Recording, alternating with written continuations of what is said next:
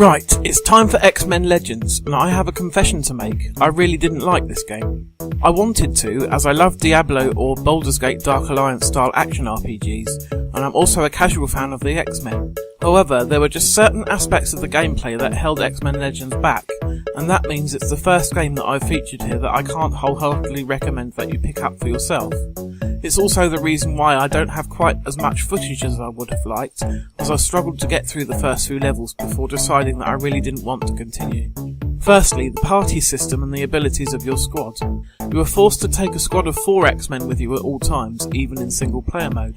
This makes sense, as the X-Men are all about being part of a team, and using their individual abilities to boost the strength of others and cover their weaknesses. That's fine, except the developers of X-Men Legends have tried to cram in sections that require a certain type of X-Men ability to progress.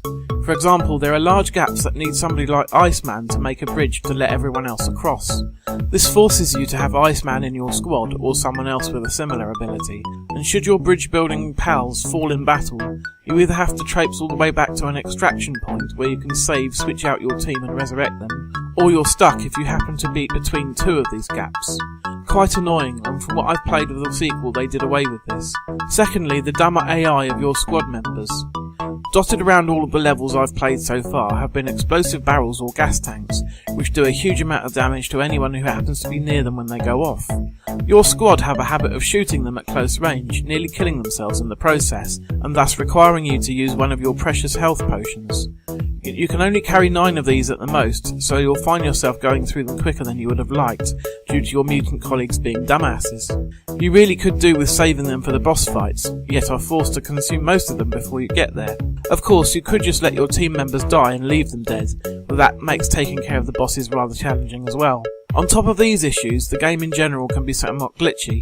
At one point when I was controlling Wolverine, I managed to walk from the ground onto the top of a building just by pushing forwards.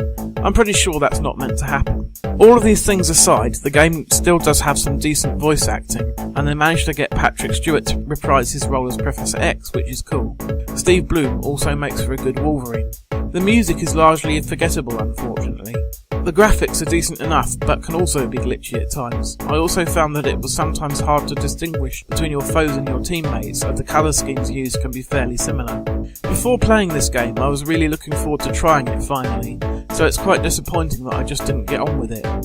Most of the problems I had with it would go away if the game was played with 3 friends in local co-op, but I doubt I will get the opportunity to try that at this late stage unless I force my brother's family to play it with me. I will still be trying the sequel at some point in the future, as I have already played a decent chunk of it before and didn't notice the same problems with it. In the meantime, if you have 3 friends that you can persuade to play an old PS2 game with you, then X-Men Legends may be worth a shot. Otherwise, you may just want to skip ahead to X-Men Legends 2 or Marvel Ultimate Alliance.